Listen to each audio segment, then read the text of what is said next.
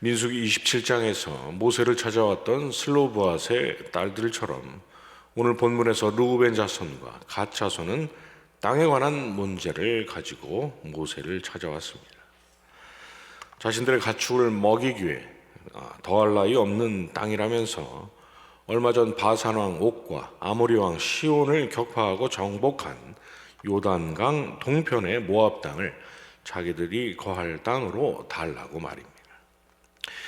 그들은 아마도 그런 말을 요청을 하기 전에 모세가 자신들의 그 청을 흔쾌히 들어줄 것이라고 생각했을 것입니다. 앞으로 싸워서 차지해야 할 땅도 아니고 이미 정복한 땅이니 자리를 펴고 살기만 하면 되고, 또 그렇게 되면 다른 형제들은 그만큼 더 넓은 가나안 땅을 차지할 수 있어서 좋고, 또 자기들은 드넓은 모압의 목초지에서 자신들의 많은 가축을 마음껏 먹일 수 있으니 서로가 서로에게 좋은 제안이 아니냐고 말입니다. 그러나 모세는 그들의 요청을 받고서는 아주 크게 대노했습니다. 왜냐하면 모압 땅을 달라고 했던 그 요구에 덧붙여서 그러니 자신들로 하여금 요단강을 건너지 않게 해달라는 요구를 덧붙였기 때문입니다. 그들은 모세가 자신들의 이 두 번째 요청 또한 받아들여 줄 거라고 생각했던 모양입니다. 요단강을 건너서 가나안 족속과 싸워야 하는 이유는 그 땅을 점령하고 있는 원주민인 가나안 족속들을 쫓아내고 그 땅을 차지하기 위함인데, 이미 모압의 왕들과 전쟁을 치르고 또 그 땅을 차지한 자기들은 굳이 그럴 필요가 없지 않냐고, 자기들까지 굳이 거기 가서 건너가 싸우지 않아도 전능하신 하나님께서 형제들로 하여금 반드시 이기게 하시지 않겠느냐고 말입니다. 그러나 그들은 매우 중대한 한 가지 사실을 놓치고 있었습니다. 오늘 읽은 본문 아래에서 진노한 모세가 조목조목 지적한 바와 같이 그렇게 하면 다른 형제들이 낙심해서 38년 전 정탐꾼을 보냈을 때처럼 또다시 이스라엘이 하나님의 뜻을 거스르고 조상들 모두가 광야에서 죽어나갔던 것처럼 그와 같은 재앙이 온 이스라엘에게 다시 임할 수 있다는 사실. 그렇게 되면 자기들은 이스라엘 온 형제들을 멸망시킨 장본인이 되어버린다는 무서운 사실을 그들은 모세가 진노하기까지 전혀 생각하지 못했던 것입니다. 정신이 번쩍 난 그들은 모세에게 요단강을 건너지 않게 해달라는 두 번째 요청을 부랴부랴 철회했습니다. 그리고 모세에게 자신들의 아이들이 거처할 처소와 가축의 우리만 얼른 지어놓고 자기들은 무장한 채 요단강을 건너 형제들과 함께 싸우겠다고, 그리고 형제들이 가나안 땅을 모두 차지하기까지 자신들의 가족이 거하고 있는 이 모압 땅으로 돌아오지 않겠다고 맹세했습니다. 그러자 모세는 너희가 만일 그같이 아니하면 여호와께 범죄함이니 너희 죄가 반드시 너희를 찾아낼 줄 알라는 무서운 경고를 덧붙여서 그들의 요청을 수락했습니다.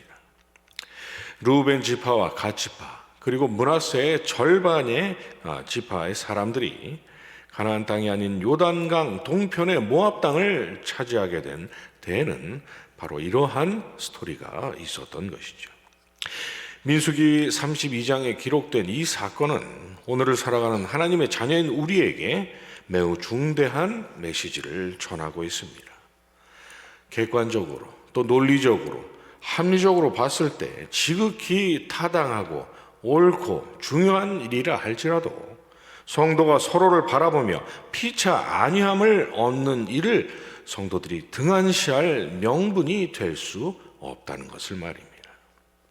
그래서 로마서 1장 11절 이하에서 사도가 로마에 보내는 편지에 어떻게 하든지 이제 하나님의 뜻 안에서 너에게로 나갈 좋은 길 얻기를 구하노라 라고 말했고, 또 히브리서 10장 23절 이하가 모이기를 패하는 어떤 사람들의 습관과 같이 하지 말라고, 모이기에 힘쓰라고 말씀하고 있는 것입니다. 왜 그런 것입니까?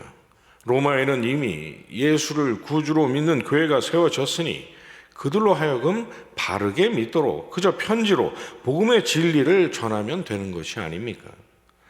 지금처럼 비행기도 없는 그때 산 넘고 물 건너서 그들을 만나러 갈 그 시간에 한 군데라도 더 아직 복음이 전해지지 않은 지역에 가서 복음을 전하는 것이 맞는 일 아닙니까? 모이기 위해서 집에서 준비해서 나가고 이동하고 교제하는 그 시간에 한 시간이라도 더 하나님께 성령의 충만함을 간구하는 게 더 나은 일 아닙니까? 모이면 싸우고 또 모이면 문제투성이니 아예 모이지 말자고, 우리에게 성경이 있으니 각자 성경을 펴고 묵상하고 각자 알아서 말씀대로 신앙생활을 하면 만나서 싸울 일도 없고 문제가 생길 일도 없다는 무교회주의자들의 주장은 어떻습니까? 그러나 그들은 매우 중대한 사실을 간과하고 있는 것입니다.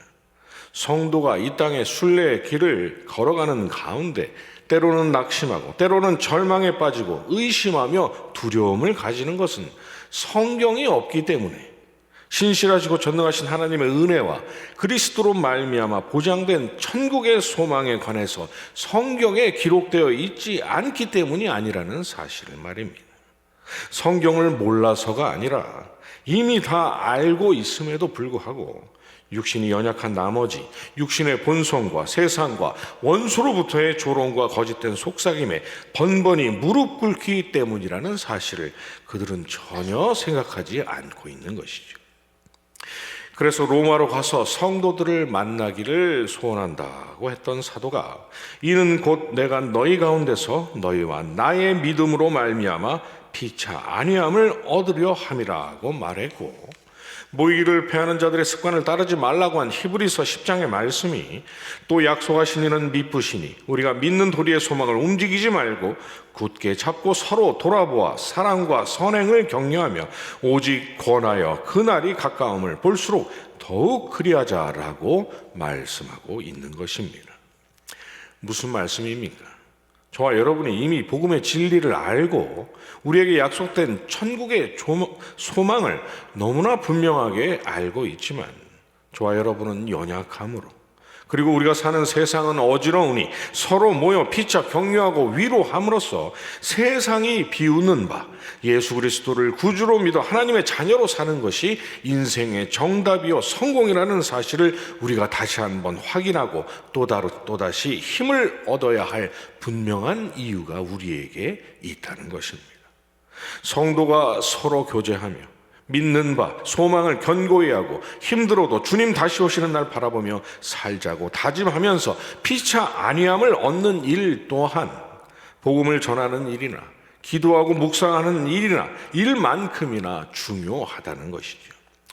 오늘 본문의 사건이 우리에게 보여주고 있는 바 그 어떤 합리적이고 경제적이고 논리적인 이유도 형제가 형제와 더불어 위로와 힘을 얻는 그 유익을 소홀히 할 구실이 되지 못한다는 것입니다. 만약 그렇지 않다면 마태복음 16장 18절에서 너는 베드로라 내가 반드시 이 반석 위에 내 교회를 세우겠다 하시고, 마태복음 18장 20절에서 두세 사람이 내 이름으로 모인 곳에는 나도 그들 중에 있느니라 하신 주님의 말씀은 대체 무엇입니까? 애굽에서 이스라엘을 건지신 하나님은 이제 너희는 자유인들이니 알아서 각자 가나안으로 와라 거기서 만나자라고 하지 않으시고 뭐하러 40년간 그들의 끊임없는 불순종을 그토록 참아내시면서까지 그들을 한데에 모으신 채로 가나안으로 이끄신 것입니까? 왜 초대교회는 그렇듯 모이기에 힘쓴 것이고 왜 사도가 복음을 전한 곳에는 언제나 성도가 함께 모이는 교회가 세워진 것입니까? 바로 그것이 하나님께서 택하시고 구원하신 백성들, 그러나 여전히 연약하고 틈만 나면 갈대처럼 흔들리는 자녀들을 약속의 본향으로 데려가시기까지 인도하시고 보살피시기 위한 하나님의 방식이기 때문입니다. 그리고 자녀들로 하여금 모이게 하시는 그 하나님의 은혜의 방식 속에는 서로가 서로를 통해 위로와 안위함을 얻게 하시는 하나님의 은혜의 섭리가 반드시 포함되어 있기 때문인 것이죠. 그래서 초대교회뿐만 아니라 2000년이 지난 오늘날까지도 이렇듯 모이기를 폐하려는 자들이 여전히 존재하는 것입니다. 하나님의 원수이자 우리의 원수인 마귀에게 있어서 모이게 하시는 그러한 하나님의 은혜의 섭리에서 벗어나 홀로 믿음을 지키려고 발버둥을 치고 있는 성도들만큼이나 손쉬운 먹잇감은 없기 때문인 것이죠. 두 사람이 한 사람보다 나음은 그들이 수고함으로 좋은 상을 얻을 것입니다. 혹시 그들이 넘어지면 하나가 그 동물을 붙들어 일으키려니와 홀로 있어 넘어지고 붙들어 일으킬 자가 없는 자에게는 화가 있으리라. 또 두 사람이 함께 누우면 따뜻하거니와 한 사람이면 어찌 따뜻하랴. 한 사람이면 패하겠거니와 두 사람이면 맞설 수 있나니 세 겹줄은 쉽게 끊어지지 아니하느니라는 전도서 4장 9절 이하의 말씀처럼 한 믿음, 한 소망으로 한데 모여있는 성도는 원수에게 있어서 결코 만만한 상대가 아니기 때문인 것이죠.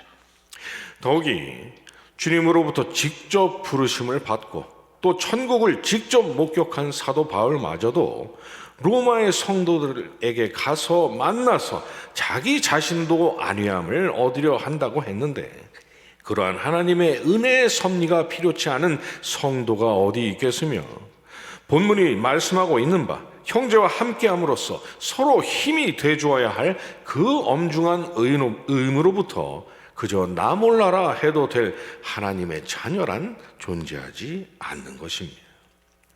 그러니 여러분, 아주 피치 못할 특별한 사정이 없는 한 여러분이 나와 앉아 계셔야 할 그 자리를 지키시는 일에 힘을 쓰시기 바랍니다.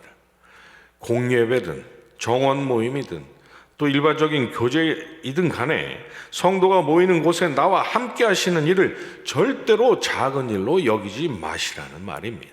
왜냐하면 설령 여러분이 말 한마디 하지 않으시고 그저 예배만 드리고 돌아가신다 해도, 특별히 이러저러한 봉사와 헌신을 하지 않고 그저 왔다만 가신다고 해도, 그렇게 나와 계신 여러분의 모습을 보는 것만으로도 힘과 위로를 얻으실 성도가 반드시 계시기 때문입니다. 그리고 여러분 자신 또한 여러분처럼 나와 계신 다른 성도들을 바라보면서 나와 같은 믿음, 같은 소망을 가진 누군가가 나 말고도 이렇게 또 있구나라고 하시면서 원수와 능히 맞설 만한, 원수가 상대하기 어려운 힘을 얻게 되실 것이기 때문입니다. 그리고 그렇게 되면 결정적으로 영원한 분향에 이르기까지 저와 여러분을 지키시고 인도하시는 하나님의 뜻이 여러분으로 하여금 이루어지는 셈이 되기 때문인 것이죠. 그러니 하나님의 무서운 진노 때문이 아니더라도 그 어떤 합리적이고 그 어떤 그럴싸한 명분이 있다 해도 모이기에 힘씀으로써 교회를 세우시고 보존하시는 하나님의 역사에 기꺼운 마음으로 동참해야 할 분명한 이유가 저와 여러분에게 있는 것입니다. 오늘 하나님께서 허락하신 오늘 하루도 이 분명한 진리 기억하시면서 성령께서 하나 되게 하시는 것을 힘써 지키시기에 여념이 없으신 저와 여러분이 되시기를 주님의 이름으로 축원합니다. 주님과 주신 기도로 예배 마치고 계속 기도하겠습니다. 하늘에 계신 우리 아버지여, 이름이 거룩히 여김을 받으시오며 나라의 임하옵시며 뜻이 하늘에서 이룬 것 같이 땅에서도 이루어지이다. 오늘날 우리에게 일용할 양식을 주옵시고 우리가 우리에게 죄 지은 자를 사하여 준 것 같이 우리 죄를 사하여 주옵시고 우리를 시험에 들게 하지 마옵시고 다만 악에서 구하옵소서. 대개 나라와 권세와 영광이 아버지께 영원히 있사옵나이다. 아멘.